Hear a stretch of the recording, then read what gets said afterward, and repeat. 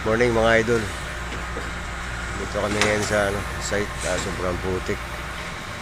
Ulan pa. Ito ang trabaho namin. Construction worker. Yan. Kahit maraman umulan, dito kami gumagawa. Ito ngayon, tingnan ng mga idol. So, dami ng tubig. Pinahipahigupan namin. Palubas dun sa creek. Nakakaputik rito. Parang lusak. Yung isang bako naman, pinapatanggalan ko ng tubig yung isang butas nun, napakaraming tubig. Hindi kami malaglagan ng poste. Ayan. Maambon pa mga idol. Ayan. Good morning sa inyo lahat mga idol. Ito.